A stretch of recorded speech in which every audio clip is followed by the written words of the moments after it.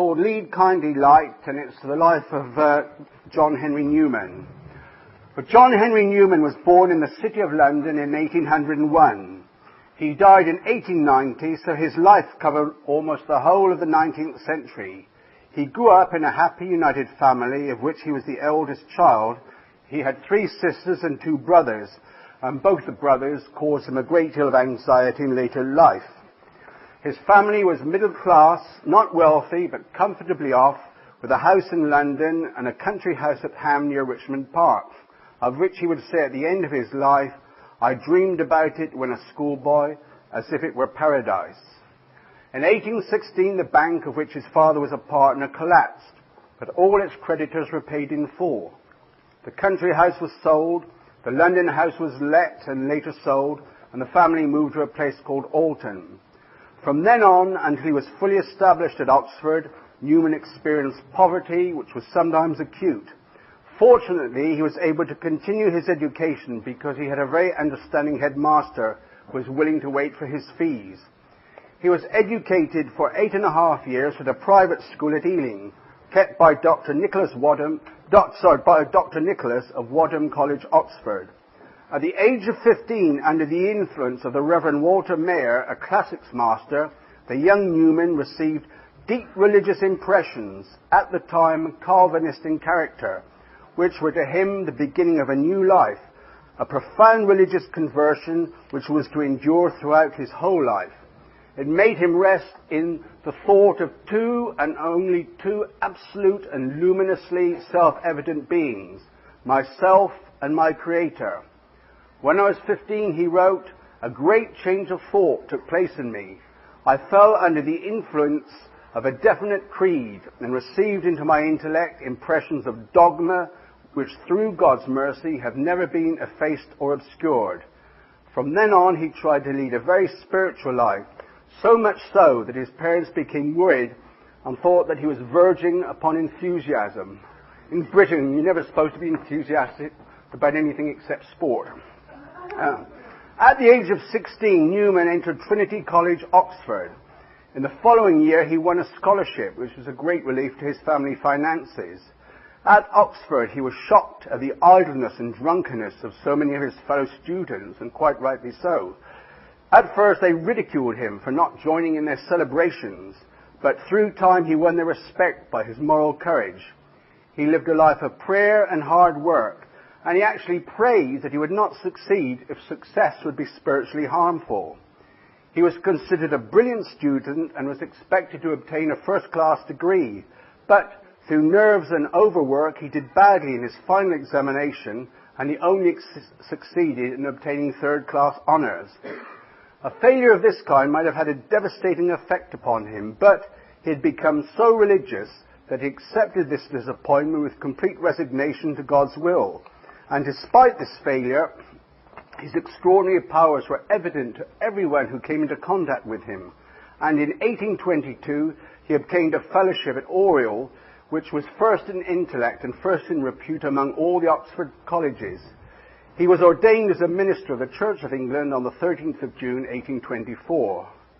Newman's serious intellectual development began under the influence of fellow members of the Common Room at Oriel, above all Hurrell Froude, who brought him into the High Church party and set him upon the path which would eventually lead him to Rome.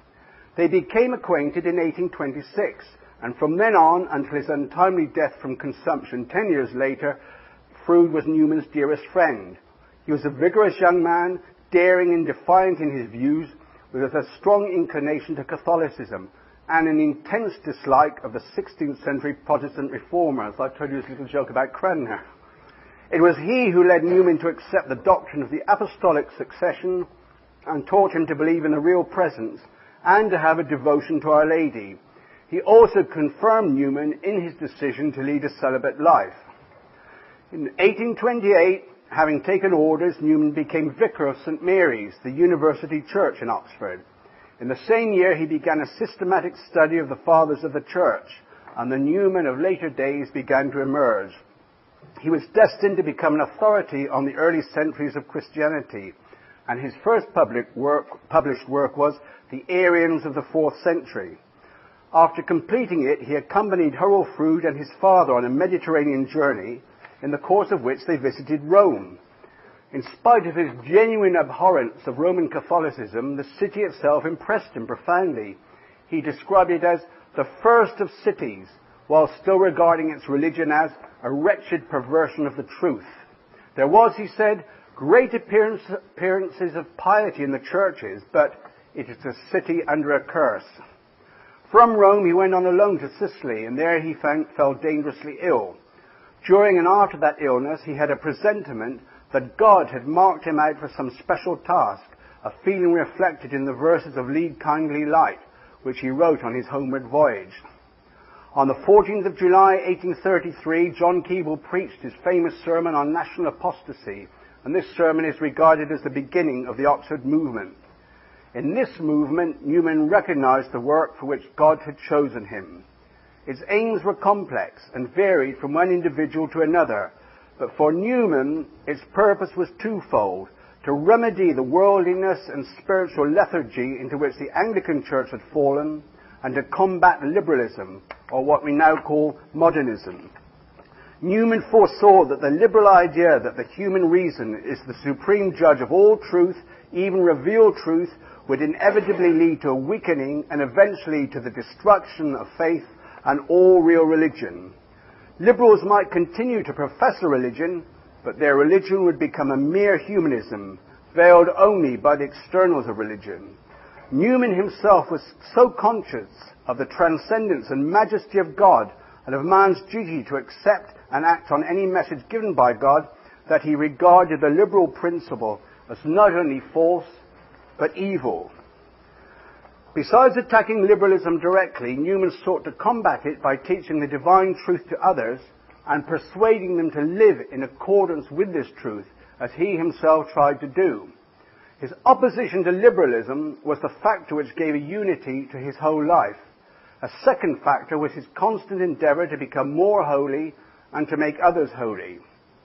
He saw this as one of the principal aims of the Oxford movement, and it was mainly through his sermons that he tried to achieve it. In his parochial and plain sermons, which he preached while still an Anglican between 1825 and 1843, he reveals himself as a master of Christian spirituality. These sermons provide a positive answer to the liberalism of his day and to the modernism of ours. In these sermons he made Oxford feel as though one of the early fathers had come back to earth. As he spoke, the old truths became new. Faith, Newman made clear in these sermons, was an acceptance of the truth revealed by God, but it was much more than an intellectual assent to those truths. It was a total surrender of oneself to God's will. Faith without love and obedience appeared to him an empty profession, which did not make sense and could not be pleasing to God. In all his works he sought not only to teach true doctrine, but also to persuade his hearers to witness to that doctrine by their lives. His moral teaching was derived from his grasp of supernatural truths revealed by God.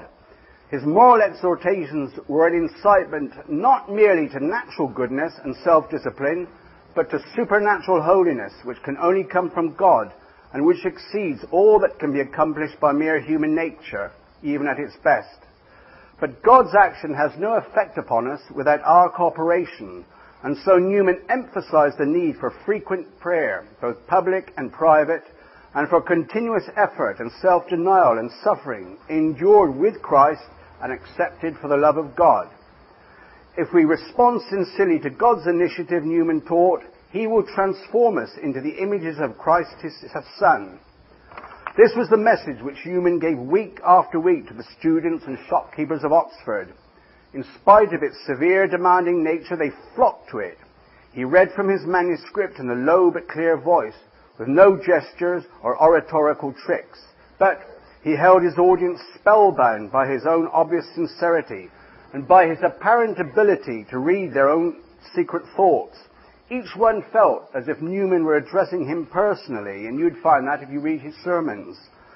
He was convinced that as well as calling them to prayer, he had to spur them to action as well. And for this purpose, he used the Tracts for the times.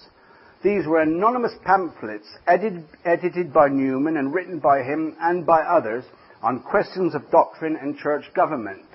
As the tracts circulated through England, the movement spread out from Oxford to the most remote parts of the country and took on the name of the Tractarian movement.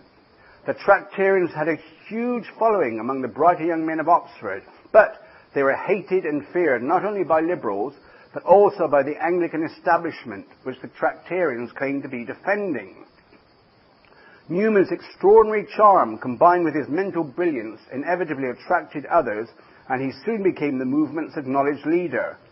Those who came under his influence remembered it at the end of their days. Gladstone, who, as you know, was the Prime Minister under Queen Victoria, Gladstone said, "I do not believe that there has been anything like his influence in Oxford when it was at its height since Abelard lectured in Paris."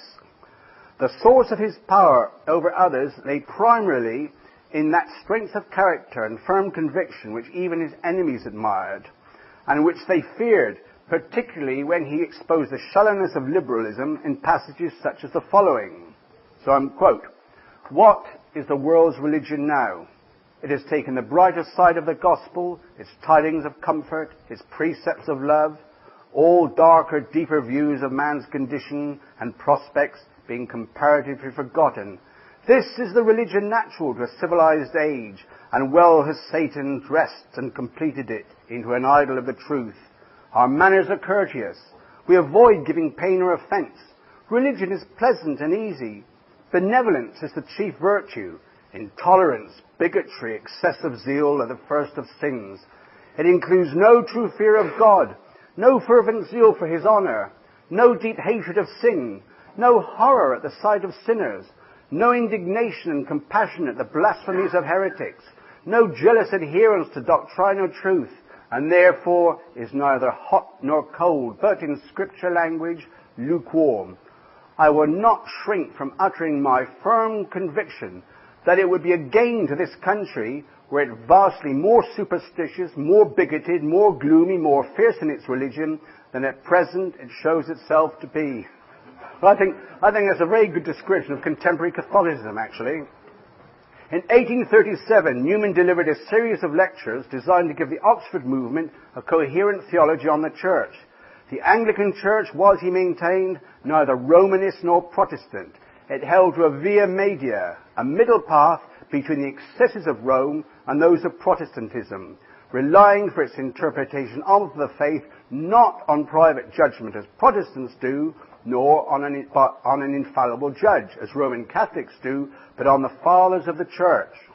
The true doctrine was what had been taught in the early Church, Newman maintained, before the breakup of Christendom into various branches. All the Church had to do now was to model its faith on that of the early Church. This did not necessitate an infallible authority, for what the Fathers taught was a matter of fact evident to all who looked for it. The weakness of this theory, of course, was that the via media was not really a via media, since it in itself required the exercise of private judgment to determine the teaching of the early Church.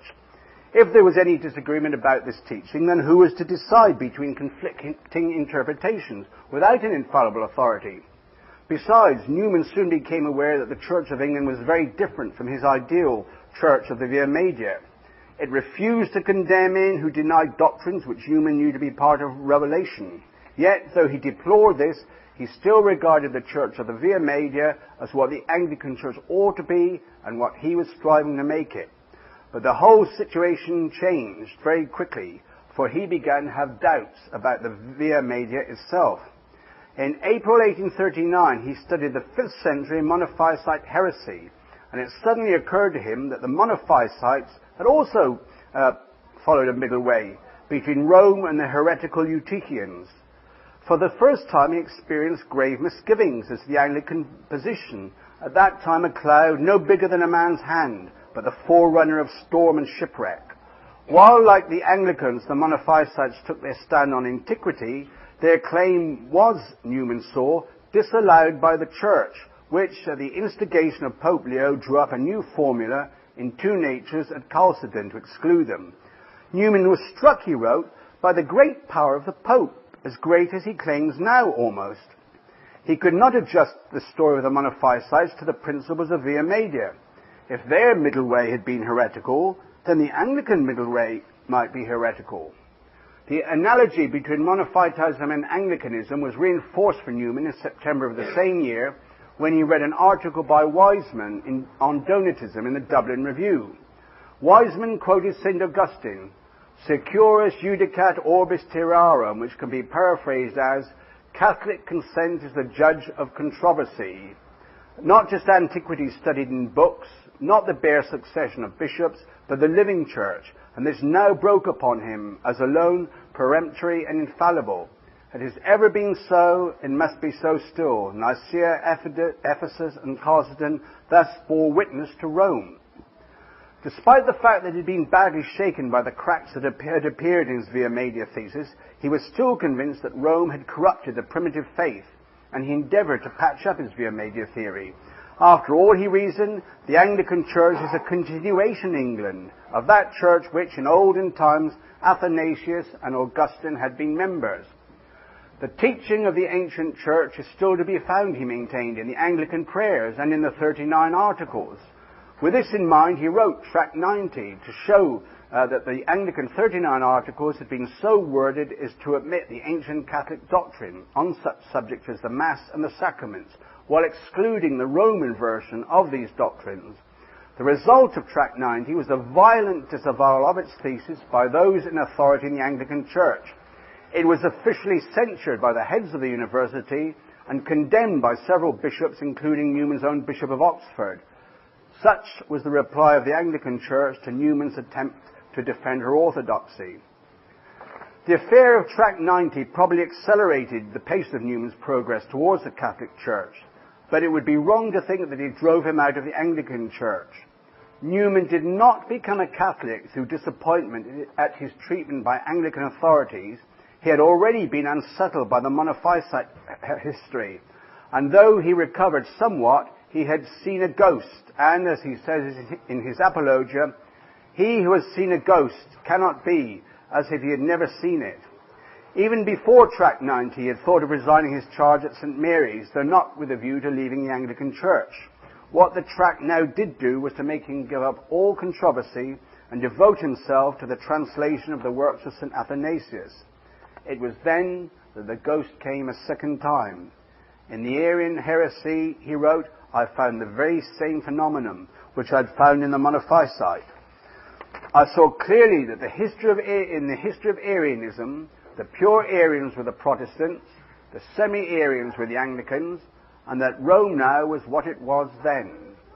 The final blow to the Via Media theory came in what is called the affair of the Jerusalem bishopric, when Anglicans and Protestants, irrespective of their differences in belief, were lumped together under the jurisdiction of one bishop. From then on, Newman was convinced that either the Anglican Church was not part of the one church to which the promises had been made, or, if it was a part, it was in an abnormal state, and so his faith in Anglicanism slowly died, and in 1842 he retired with a few companions to Littlemore, a village within his parish. During his 2 years at Littlemore, he led a life of great asceticism and prayer, and patiently bore the constant calumnious attacks made upon him by liberals and other non-Tractarians. He still could not recognize the Catholic Church and the Church of Rome, which he believed to have corrupted the faith of antiquity by adding new doctrines not found in the early Church. "I could not go to Rome," he wrote, "where I thought what I did of the devotions she sanctioned to the Blessed Virgin and the saints." To clear his mind, he began to study the ways in which ideas develop within Christian truth, and gradually he came to see that the later expressions of the faith were not innovations, but fuller statements of the same truth, which had been present from the beginning. As time goes on, the Church sees more and more clearly all that is contained in the revealed message, and she expresses this clear vision in the new formulations of doctrine, which clarify but do not contradict the earlier formulations. The idea of the Blessed Virgin, he wrote, was, as it were, magnified in the Church of Rome as time went on, but so were all Christian ideas as that of the Blessed Eucharist. The whole scene of the pale, faint, distant apostolic Christianity is seen in Rome as through a telescope, a magnifier, The harmony of the whole, however, is of course what it was.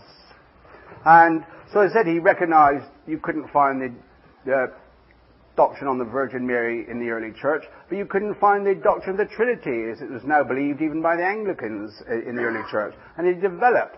And he could see that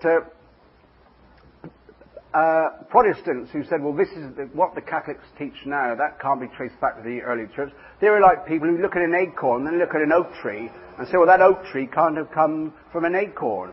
But if you could follow the growing of the acorn day after day, month after month, year after year, you would see it develop into an oak tree. And then that's why in his book, The Development of Christian Doctrine, he went right back to the beginning and followed the development of the doctrine stage by stage. And for months and months he worked steadily at the essay on the development of Catholic doctrine. And as he neared the end of it, he felt that he could wait no longer. In writing this book, he had written himself into the Catholic Church. Newman's theory of development is fundamentally opposed to that of the modernists, who so unjustly claim his support.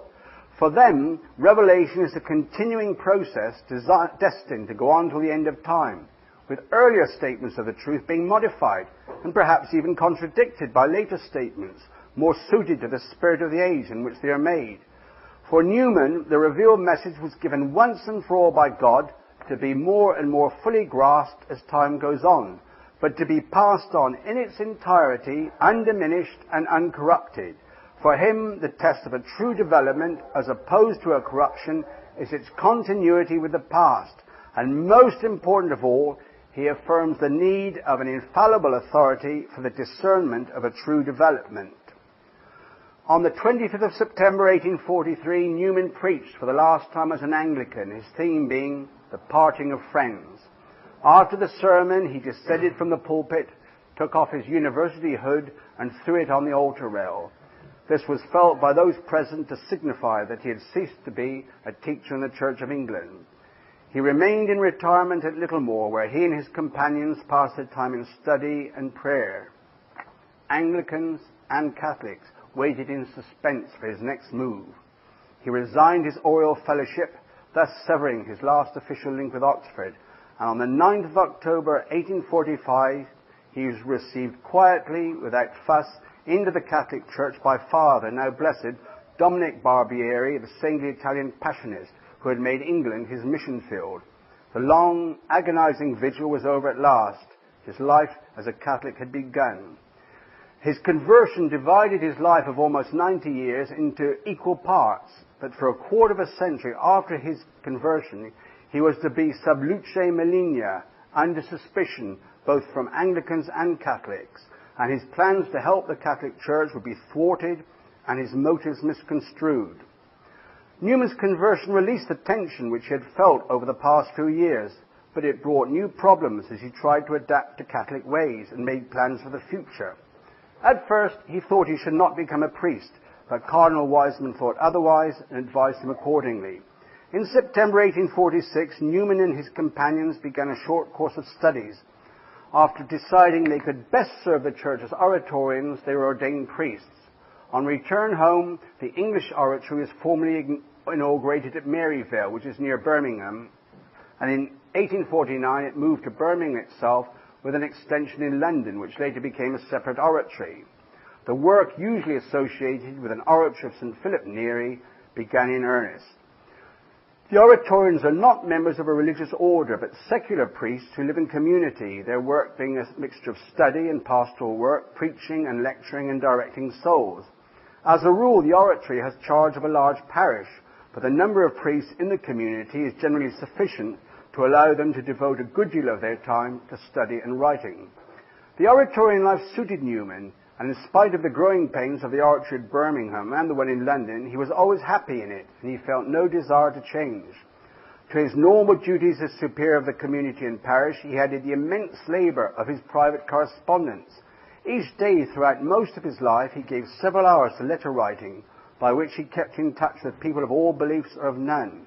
He had an enormous circle of friends, men and women, young and old, rich and poor, and his capacity for entering into the mind of each individual made them turn naturally to him for advice. He treated them all with respect and affection, showed interest in their families and in their work, and had a delicate feeling for the needs of each one. And there are now 31 volumes of his letters. It overwhelms you when you go into a Bible, into a library, and you see Newman's letters and diaries to that. Anyone, 2 or 3 lifetimes could write that much. The more public side of his oratory life is represented by his sermons and lectures. During his first year at Birmingham, he preached his sermons to mixed congregations, so called because they were attended by both Catholics and non-Catholics. In the following year, he delivered his brilliant lectures at the London Oratory on the difficulties of Anglicans, in which he aimed at removing some of the obstacles which kept Anglicans from joining the Catholic Church. In appreciation of these lectures, Pope Pius IX conferred a doctorate upon them, and he was henceforth known as Dr. Newman. In 1850, an outburst of anti-Catholicism followed the restoration of the Catholic hierarchy by Pope Pius IX. This year is the 150th anniversary of the restoration of the Catholic hierarchy in England. And Newman replied to all these anti-Catholic outbursts by some very witty and very satirical lectures called Catholicism in England, in which he exposed the anti-Catholic prejudice of the average Englishman of that period. In one of these lectures, he refuted some scandalous statements made concerning the Catholic Church by a grossly immoral Italian apostate Dominican priest whose name was Giacinto Achilli, who certainly rivaled Don Giovanni in the number of women of all ages he'd managed to seduce while he was a priest in Italy. And when he came to England, he repeated the same pattern. He had been arrested by the Cardinal Vicar of Rome, but he was released through the influence of a group of Englishmen who came to Rome on his behalf. He arrived in England in 1850, posing as an escaped prisoner of the Inquisition, whose sole crime had been his rejection of Roman superstition. And he was even greeted by Lord Palmerston, the Secretary of State for Foreign Affairs. As I've just mentioned, anti-Catholic agitation was at its height in that year because of the restoration of the hierarchy. Protestants were convinced that Pius IX had restored the hierarchy with the aim of imposing popery on the people of England, suppressing true Bible Christianity, and destroying the liberties of free-born Englishmen. During the trial, during his lectures, Newman quoted from an article by Cardinal Wiseman in which Achilles' immoralities were listed. Achilli had ignored Wiseman. He didn't sue him, but the Protestant Evangelical Alliance persuaded him to sue Newman. And Newman's lawyers, they thought the thing is get Cardinal Wiseman to produce the evidence on which his article was based, and then it won't even come to trial. But Wiseman said, I can't find it. And Newman's convinced he didn't even try. He didn't even look for it. And then the long and embarrassing legal action followed, which is known as the Achilli Trial. At great expense, Newman's friends brought witnesses from Italy. They got some of the women he'd seduced, and he brought them over with their husbands. And then Achilles' lawyers kept delaying the trial to try and bankrupt Newman, because he had to pay for the lodging and accommodation, and some of their husbands wanted to go out to the pub on that every night, and they wanted the best quality cigars, and it was costing him a fortune to keep all these witnesses. And Newman, he was very, very poor, and he didn't get one penny help from the English hierarchy. So I've told you they were very suspicious of him. Lord Campbell, who was the judge who was going to try the case, was a leader of anti-Catholic agitation, and the 12 men of the jury were all good and truly prejudiced Protestants.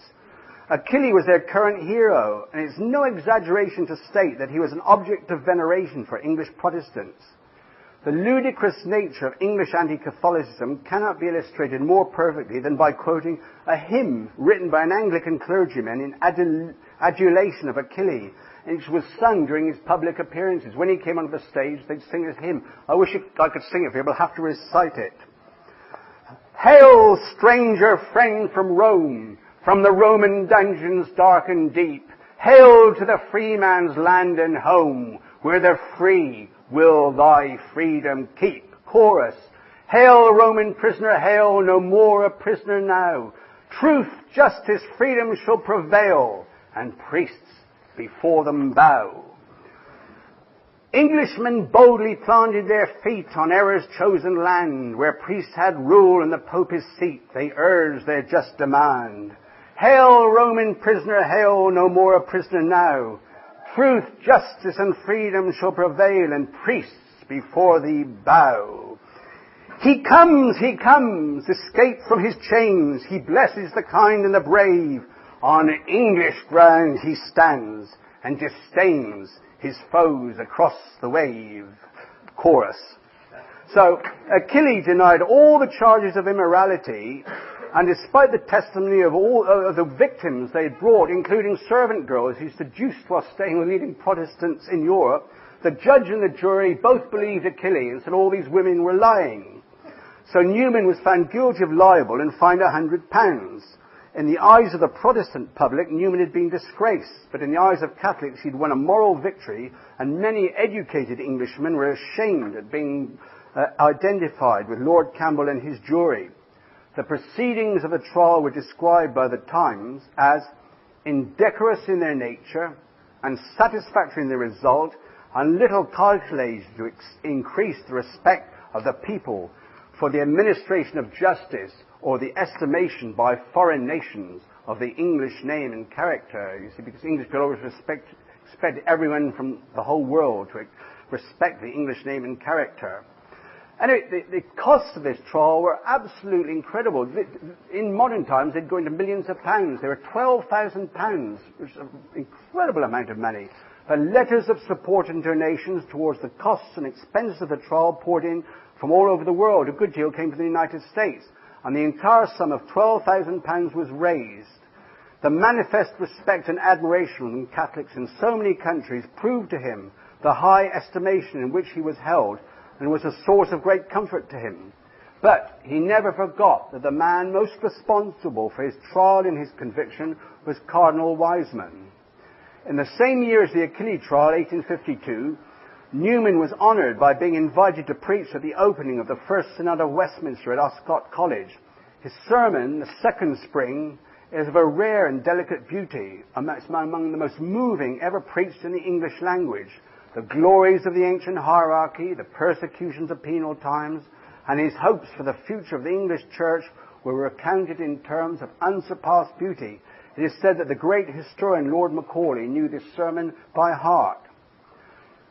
Through all these events, Newman carried on his ordinary work at the Oratory, preaching and spending long hours in the confessional. Though he found satisfaction in the Oratorian way of life, he felt that he could make a more useful contribution to Catholic life by some form of university work similar to that in which he'd become so experienced at Oxford. The opportunity presented itself in 1851 when he was invited to become rector of a Catholic university to be founded in Dublin. He accepted the invitation gladly, and the next few years were mainly devoted to this work, which eventually came to nothing. And he put his whole heart and soul into it. It came to nothing because the Irish bishops saw that Newman's idea of a university was very different from their own.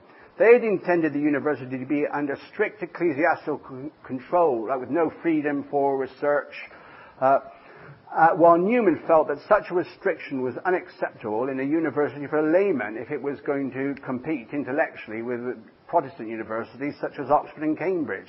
But it would be wrong to look upon this part of his life as a complete failure. It's to this university project that we owe his lectures on the idea of a university and the sermons he preached in the university church, which he had founded in Dublin. These sermons are known as his university sermons. They've been described as the best defense of Catholic educational theories ever written in any language. Newman had a gift for beginning each new work as if it were the first he had ever tackled. In the period between one enterprise and the next, he was inclined to feel depressed by the thought that he was not making the contribution he could have made to the work of the Catholic Church in England. However, after the failure in Dublin, he was given a new chance and his optimism revived.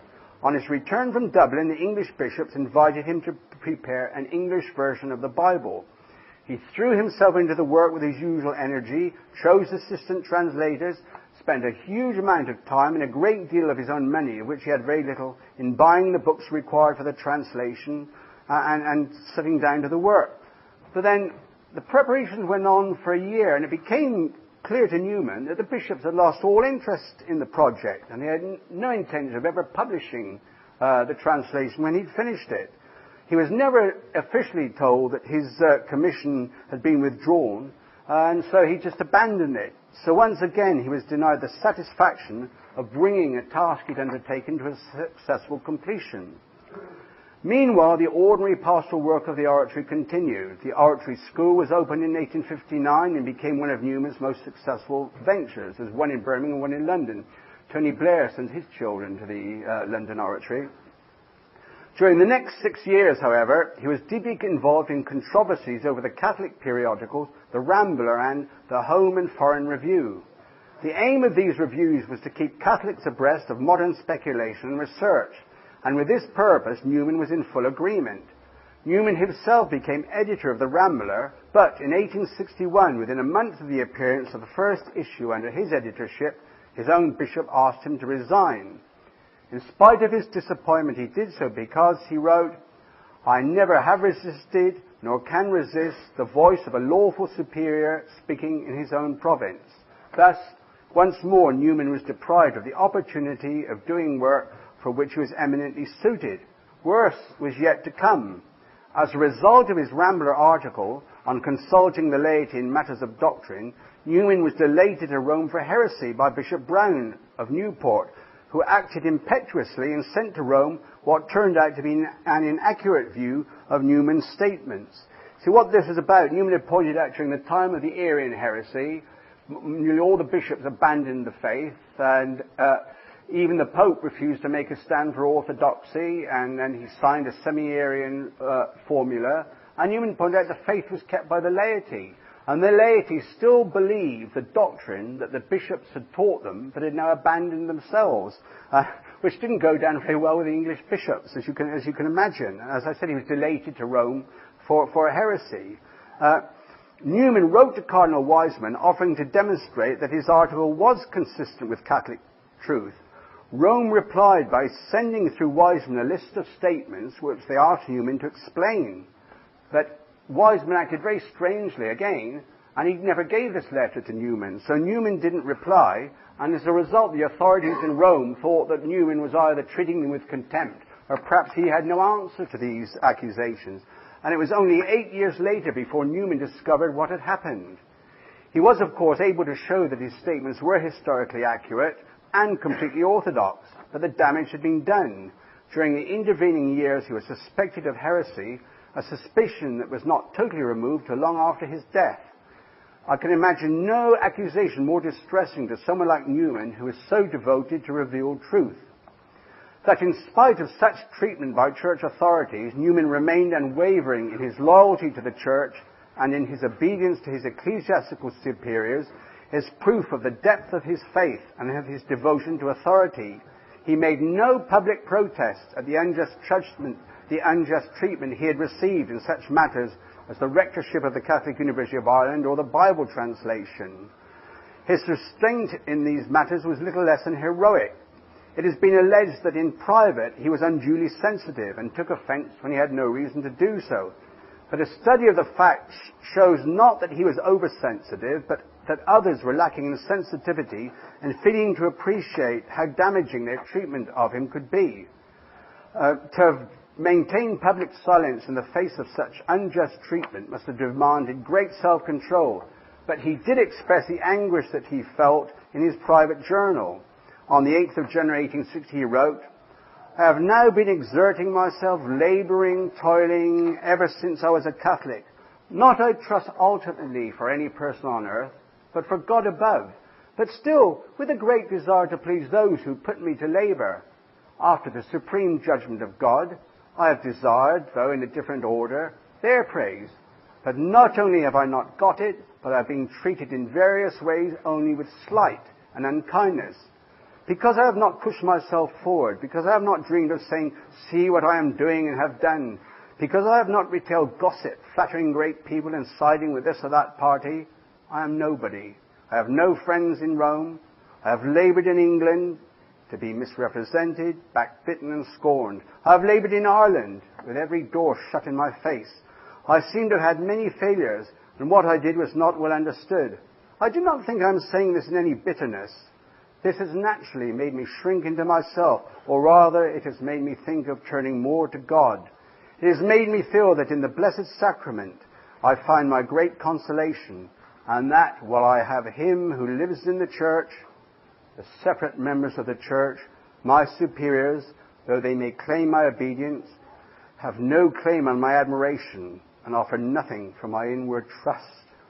Just say one could say that about a few bishops today, that they have no claim for our admiration. Despite his public reticence, the news of Newman's despondency became widely known, even among Anglicans, and there were confident predictions that he would become an Anglican once more. In July 1852, the Globe newspaper announced that Newman had left the Oratory and was going to return to the Church of England. Newman's reply was forthright and far from ecumenical. It would be hard to imagine any member of the Catholic hierarchy today would express himself so honestly. I'm going to read you what Newman's reply was. And this is why it annoys me so much when they said, like, Newman was the apostle of ecumenism. He was an ecumenist, but he believed in people submitting to the Catholic Church and accepting its truth.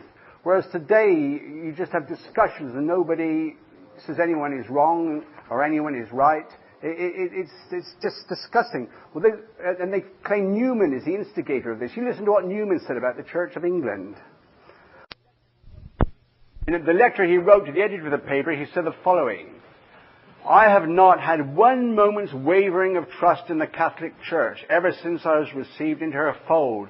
I hold and ever have held that her sovereign pontiff is the centre of unity and the vicar of Christ. And I have ever had and still have an unclouded faith in her creed, in all its articles, a supreme satisfaction in her worship, discipline and teaching, and an eager longing and a hope against hope that the many dear friends whom I have left in Protestantism may be made partakers of my happiness. This being my state of mind, to add, as I hereby go on to do, that I have no intention and never had any intention of leaving the Catholic Church and becoming a Protestant again would be superfluous, except that Protestants are always on the lookout for some loophole or evasion in a Catholic statement of fact.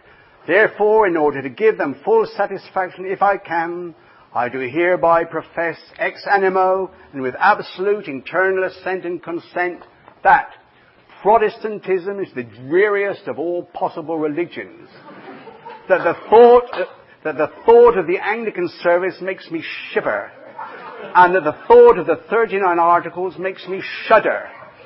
Return to the Church of England? No! The net is broken, we are delivered. I should be a consummate fool, to use a mild term, if in my old age I left the land flowing with milk and honey for the city of confusion and the house of bondage. For 5 years after the Rambler crisis, Newman confined himself to the work of his oratory and school, and he withdrew from all controversy. He was forgotten or misunderstood, and to all appearances a spent force.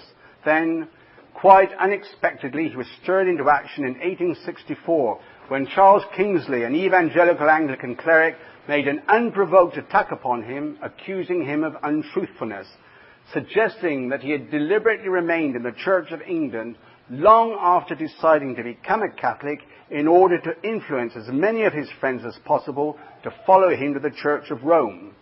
The original charge was made in a public review, and Newman wrote to the publishers to draw their attention as gentlemen to a grave libel. Kingsley made an apology, but it was completely inadequate, and in the apology he insinuated what he'd said openly before. Newman replied with one of the most witty, scathing, ironical and pitiless replies ever known to literature, and this drew from Kingsley an even more offensive pamphlet, and Newman saw that only a very full account of his religious opinions could refute this accusation.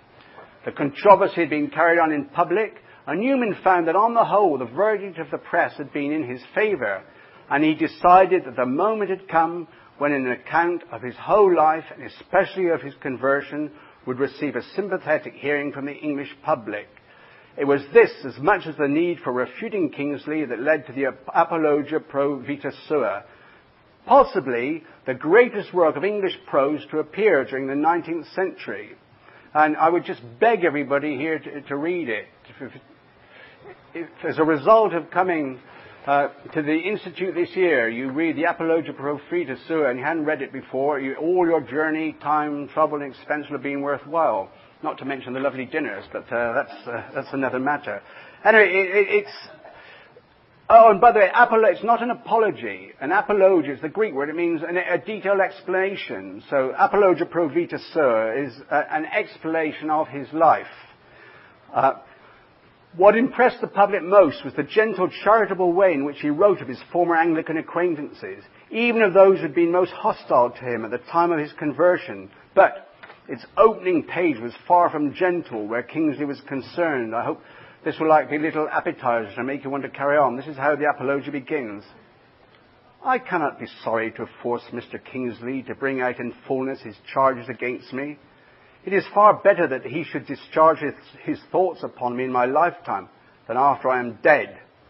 Under the circumstances, I am happy in having the opportunity of reading the worst that can be said of me by a writer who has taken pains with his work and is well satisfied with it. I account it a gain to be surveyed from without by one who hates the principles which are nearest to my heart, has no personal knowledge of me to set right his misconceptions of my doctrine, and who has some motive or other to be as severe with me as he possibly can be. Well, the Apologia appeared in 7 parts between the 21st of April and the 2nd of June 1864, and people were waiting for the next installment with bated breath, rather as with Dickens' novels. Everyone was down at the quayside in New York waiting to see if little Nell would die. It's nothing to do with what I'm talking about, but you remember Oscar Wilde said it'd be hard to find anybody who couldn't roar with laughter at the death of little Nell. So, from Newman's point of view, he obviously didn't publish it in installments with this object in view, but of course it heightened the interest in it. And this book annihilated Kingsley and annihilated all the charges he'd made. And after the first installment, actually, Kingsley was totally forgotten, and the attention of the public was directed to Newman alone. And there probably has never been a finer triumph of talent in the service of conscience that's been put on record. From that day, the Catholic religion may date its re-entrance into national literature.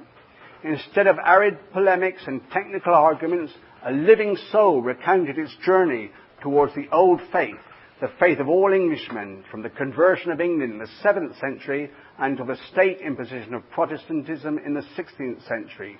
With the Apologia, he recovered the confidence of Catholics and the esteem of most of his fellow countrymen.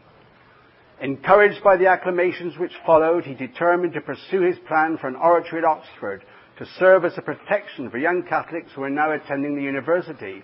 But just as his attempt to find a university in Ireland had been frustrated by the Irish hierarchy, his plans for an Oxford oratory were frustrated by the English bishops, who feared what his influence might be on the undergraduates, and they wouldn't even allow Newman to reside in Oxford. An oratory was eventually established in Oxford in 1990. 1870 brought the controversy on papal infallibility, which was called forth by the First Vatican Council. Since his conversion, Newman had never doubted the fact of papal infallibility, but he saw no need to define the doctrine, and he feared the consequences of the definition. But 5 years later, in reply to Gladstone's distorted interpretation of the Council definition, Newman expounded the true Catholic doctrine in his letter to the Duke of Norfolk. Newman was now 70, and he felt that his life must be nearing its end. 5 years earlier, he had composed his visionary poem, The Dream of Gerontius, in which he had pictured the Christian soul in its passage to eternity.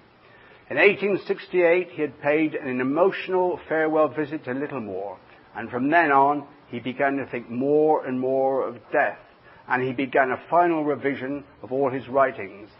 The death in 1875 of his dearest friend and colleague, Ambrose St. John, and the loss of one after another of his contemporaries convinced him that his own turn would come soon. But just when his life seemed almost over, his old college Trinity made him its first honorary fellow and invited him to revisit the scenes from which for so long he had been kept apart. He accepted the honor with great gratitude and graciousness, and his visit to Oxford was a triumphal success. The Apologia had reconciled him with many of his Anglican friends, and as he grew old, he began visiting many from whom he had been estranged by his conversion. Pope Leo XIII was elected in 1878, and it was soon rumoured that he intended to make Newman a cardinal. Newman discounted the rumour because, since the refusal of the authorities to allow him to reside at Oxford, he felt that he was distrusted and under a cloud. But in the following year, the cloud was lifted forever, when, in response to an appeal from the Duke of Norfolk and other leading Catholic laymen, the Pope raised him to the cardinalate. The ruling virtue of Newman's life had been devotion to authority, and even when some of those in authority were unkind to him, he still submitted. In the Anglican Church, his obedience had been directed to his bishop. On his conversion, it was directed through his Catholic bishop to the Holy Father. His first reaction to the news of the cardinalate was one of unconcealed joy at the approbation of Christ's vicar. Since I know, as I know now and henceforth, that His Holiness thinks kindly of me, what more can I desire? On the 12th of May 1879, Newman was in Rome to accept delivery of the letter announcing that the Pope had raised him to the cardinalate prior to receiving his biretta at the Pope's hands the next day. Having paid the customary compliments to the messenger who had delivered his letter, which is called a Biglietto, Cardinal Newman delivered what has become known as his Biglietto Speech, in which he explained the guiding principles that had governed his life both as an Anglican and a Catholic. And I'd really like you to listen carefully to this. It explains the whole guiding principle of his life. To one great mischief I have from the first opposed myself. For 30, 40, 50 years I have resisted to the best of my powers the spirit of liberalism in religion. Never did Holy Church need champions against it more sorely than now, when, alas, it is an error overspreading as a snare the whole earth. Liberalism in religion is the doctrine that there is no positive truth in religion, but that one creed is as good as another. It is inconsistent with any recognition of any religion as true. It teaches that all are to be tolerated, for all are matters of opinion. Revealed religion, says liberalism, is not a truth, but a sentiment and a taste, and it is the right of each individual to make it say just what strikes his fancy. Against the liberal anti-dogmatical mentality, Newman opposed what he called the dogmatic principle, which he described thus. So it's almost like poetry. I'm glad the bells are ringing to herald it in. So this is what he says, and I think this would be something every one of us would endorse. That there is a truth then, that there is one truth, that religious error is in itself of an immoral nature, that its maintainers, unless involuntarily such, are guilty in maintaining it, that it is to be dreaded, that the search for truth is not for the gratification of curiosity, that its attainment has nothing of the excitement of a discovery, that the mind is below truth, not above it, and is bound not to descant upon it, but to venerate it, that truth and falsehood are set before us for the trial of our hearts, that our choice is an awful giving forth of lots on which salvation or rejection is inscribed, that before all things it is necessary to hold the Catholic faith, that he that would be saved must thus think, and not otherwise, that if thou criest after knowledge and liftest up thy voice for understanding, if thou seekest her as silver and searchest for her as for hid treasure, then shalt thou understand the fear of the Lord and find the knowledge of God. This is the dogmatical principle which has strength. This then is what the controversy between orthodoxy and liberalism is ultimately about. An awful giving forth of lots on which salvation or rejection is inscribed. At that time, it was customary for cardinals who were not bishops to reside in Rome, but the Pope made an exception for Newman and allowed him to remain in Birmingham. He chose for his device as cardinal words taken from St. Francis de Sales: cor ad cor loquitur, heart speaks to heart. The last 10 years of Newman's life were in marked contrast to the troubled times that had preceded them, as more and more he became the object of the affection and admiration of Catholics and non-Catholics alike. Realizing that the dignity conferred on him would increase his influence, He braced himself for new tasks and for the completion of those already begun. He worked on steadily to within a few years of his death. As his hand grew tired with age, writing became slow and painful, and one by one his lifelong activities had to be abandoned. When he was 87, he preached for the last time, and after Christmas of the following year, he was no longer able to say Mass. As his strength failed, he had to give up his customary devotional exercises. He had to lay aside his breviary, which he had learnt to love long before his conversion. Even his rosary became unmanageable because he could no longer feel the beads. His mind remained clear to the end, and he retained his interest in the cause for which he had so long laboured, and in the young men who were to defend it in his place. As the end approached, he grew closer and closer to God, of whose presence he had enjoyed a vivid consciousness from his youth. In the summer of 1890, it became evident that death was at hand. He received the last sacraments on August the 10th, and on the following evening he passed quietly to his reward. His body was laid out in the Oratory Church, and people of all ranks of society, but especially the poor of Birmingham, came to pray before their beloved Cardinal. Many touched religious objects to his body.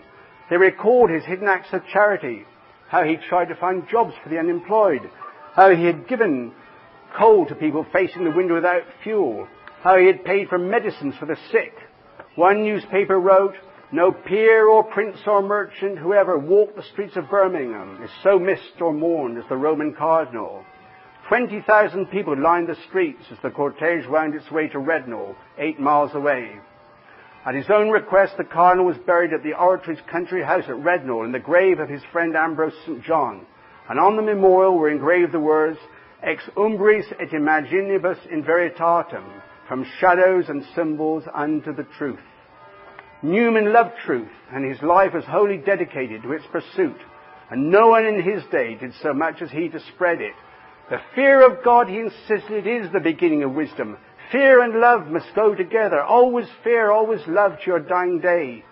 He did not approve of the languid, unmeaning benevolence which we misname Christian love, nor of those whose views of the ideal notion of a perfect church, said Newman, is a church which lets everyone go on his way and disclaims any right to pronounce an opinion, much less inflict a censure on religious error. The spirituality of Cardinal Newman was derived above all from his zeal for the honour and glory of God, and the same zeal that motivated the most God-fearing of the Jews before the coming of our Lord, a zeal that each of us should endeavour to emulate, however imperfectly. In a sermon on Jewish zeal he wrote, "What the Old Testament especially teaches us is this, that zeal is essentially a duty of God's rational creatures, as essential a duty as prayer and praise, faith and submission, and surely so, especially of sinners whom he has redeemed. That zeal consists in a strict attention to his commands, a scrupulousness, vigilance, heartiness and punctuality which bears with no reasoning or questioning about them, an intense thirst for the advancement of his glory, a shrinking from the pollution of sin and sinners, an indignation, nay impatience at witnessing his honour insulted, a quickness of feeling when his name is mentioned, and a jealousy how it is mentioned, a fullness of purpose, a heroic determination to yield him service at whatever sacrifice of personal feeling, an energetic resolve to push through all difficulties, worthy as mountains, when his hand or eye but gives the sign, a carelessness of obloquy or reproach or persecution, a forgetfulness of friend and relative, nay, a hatred, so to say, of all that is naturally dear to us, when he says, 'Follow me.' Follow me. If any man will come after me, let him take up his cross daily and follow me." From his conversion at the age of 15 and to the moment of his death, John Henry Newman had taken up the many crosses that the God he loved had laid upon him, and he followed his God through many difficulties which must on many occasions have seemed as mountains. When becalmed in the Straits of Bonifacio on the 16th of June 1833, he wrote his sublime hymn, "Lead Kindly Light," and it was this kindly light, the light of Christ, Lumen Christi, that this great Christian followed so faithfully throughout his earthly pilgrimage. And I'll conclude by reading this hymn, which I hope you all know anyway. "Lead kindly light amid the encircling gloom, lead thou me on. The night is dark, and I am far from home. Lead thou me on. Keep thou my feet. I do not ask to see the distant scene, one step enough for me. I was not ever thus, nor prayed that thou shouldst lead me on. I love to choose and see my path, but now lead thou me on. I love the garish day, in spite of fears, pride rule my will. Remember not past years.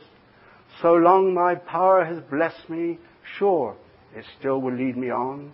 O'er moor and fen, o'er crag and torrent, till the night is gone. And with the morn those angel faces smile, which I have loved long since and lost a while. That's it.